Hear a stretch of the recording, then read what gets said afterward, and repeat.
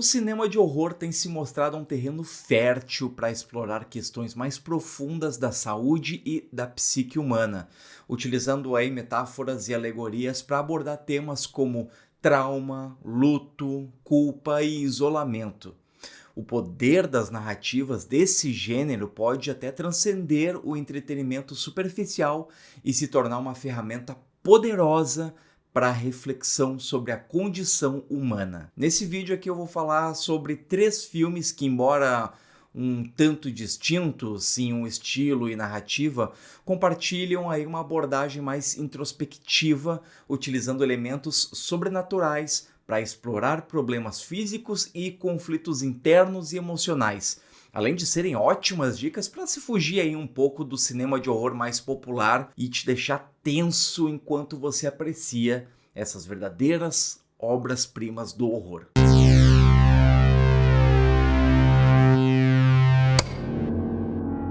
Antes de eu começar essa lista, já deixa aqui o seu like e se inscreve aqui no canal para você poder acompanhar várias outras dicas de filmes interessantes que você pode provavelmente não conhecer ainda ou não deu tanta importância também quando conheceu. Aproveita também para me seguir nas minhas redes sociais aí, onde eu compartilho mais conteúdos com curiosidades e dicas de filmes que você pode se interessar. Então vai ali, ó, só dar aquele likezinho, seguir e é isso. E sem mais delongas, vamos pro primeiro filme, O Babadook.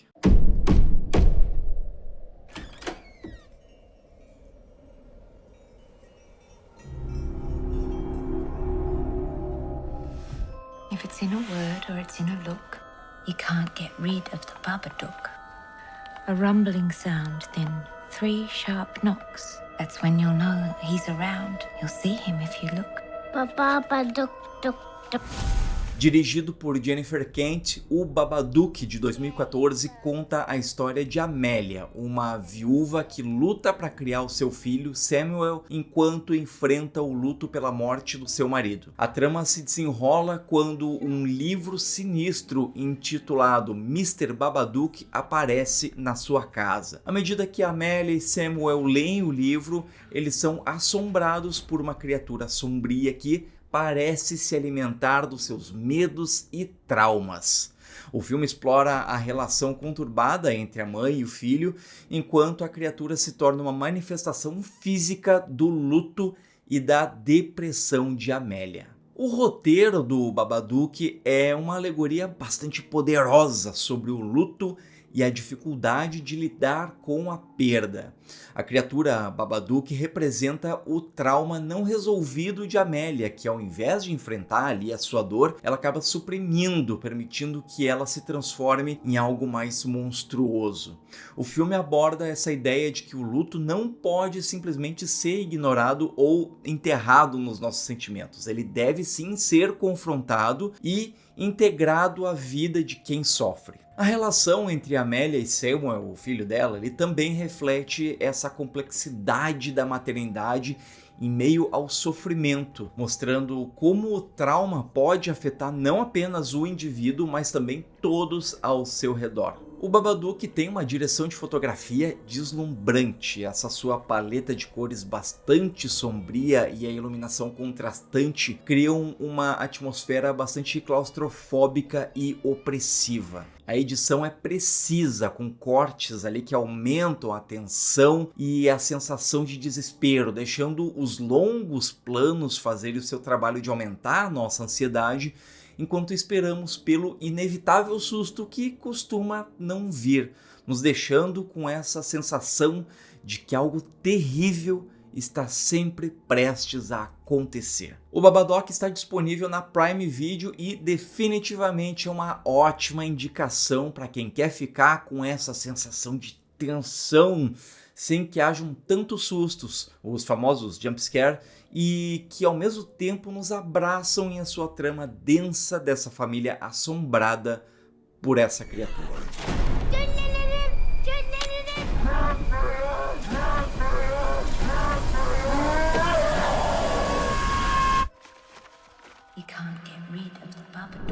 O próximo filme dessa lista é Corrente do Mal, de 2014. I used to daydream about being old enough to go on dates.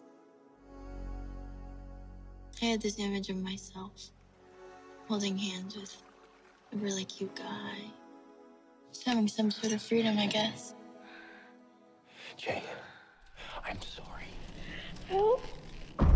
You're not gonna believe me, and I need you to remember what I'm saying. No longa acompanhamos Jay, uma jovem que após um encontro sexual é perseguida por uma entidade sobrenatural que assume formas físicas diferentes e aleatórias. A única maneira de escapar da criatura é passando essa maldição para outra pessoa através do ato sexual. O filme explora temas como sexualidade, doenças sexualmente transmissíveis, mortalidade e o medo do inevitável, enquanto Jay e os seus amigos tentam entender e enfrentar essa entidade que os assombra. Essa entidade que persegue Jay pode ser interpretada como uma manifestação do medo de doenças sexualmente transmissíveis, da culpa sexual ou mesmo da inevitabilidade da morte. A ideia de que a criatura está sempre se aproximando, mas nunca correndo, cria essa sensação de ansiedade constante, refletindo a paranoia e o medo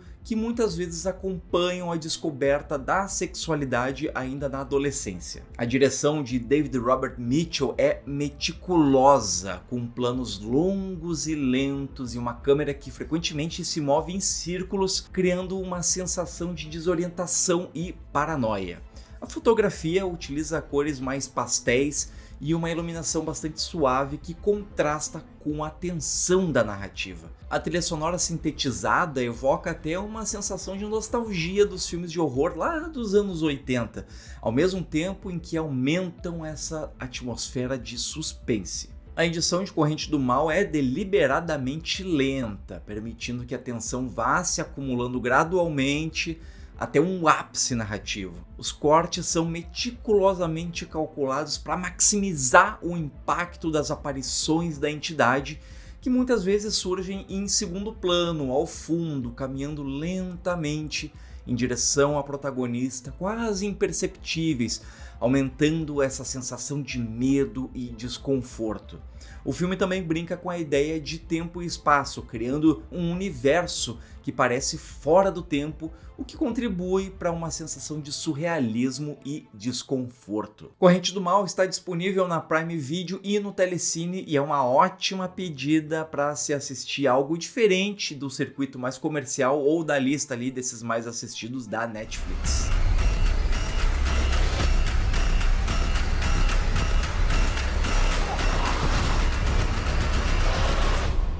It's gonna be here sooner or later.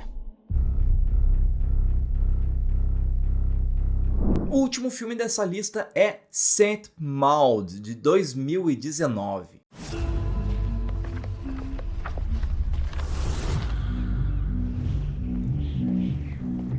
Hi, are you Maud? Yes.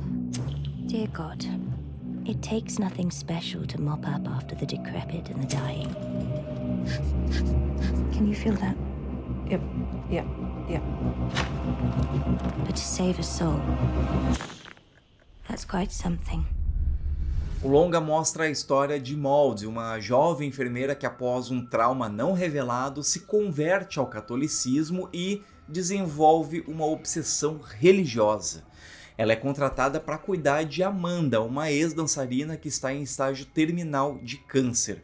E conforme Maud tenta salvar a alma de Amanda, a sua sanidade mental começa a se deteriorar, levando-a a visões e experiências religiosas cada vez mais extremas. O filme explora temas como a psicologia da fé, o fanatismo religioso, isolamento e a busca por redenção. Maud é uma personagem complexa cuja obsessão por salvar a alma de Amanda é, na realidade, uma projeção do seu próprio desejo por redenção e purificação. O filme aborda a ideia de que a fé, quando levada ao extremo, pode se tornar uma força destrutiva, tanto para o indivíduo quanto para aqueles ao seu redor. O trauma não revelado de Maud, que a levou a se converter, é uma presença constante no filme, manifestando-se em suas visões e alucinações. A fotografia sombria e claustrofóbica com planos fechados refletem esse estado mental cada vez mais isolado de Maud. A iluminação é frequentemente natural, com sombras que parecem engolir a personagem, aumentando essa sensação de desespero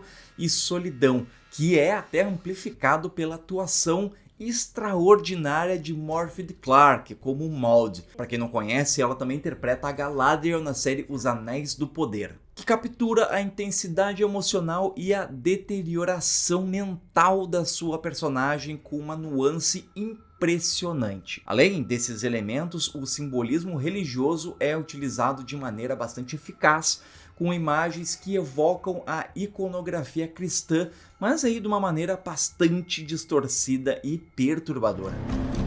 This is life and death on another level. Oh, yes, of course.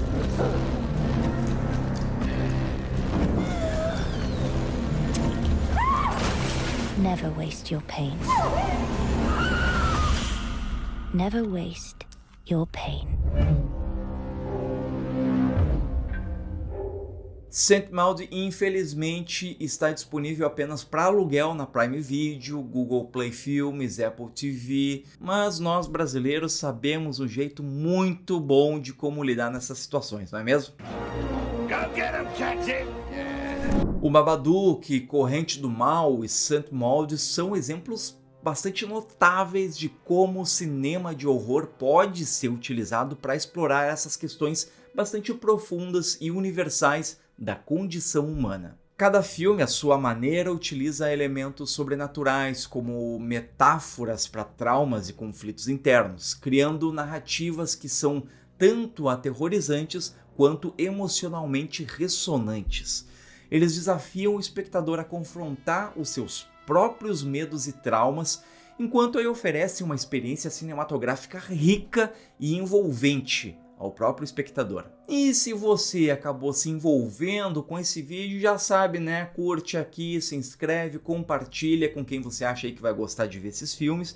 E também não deixa de me seguir nas minhas outras redes sociais, onde eu publico bastante curiosidades e dicas de filmes, especialmente para você assistir lá e se divertir bastante. Então, confere lá e até mais.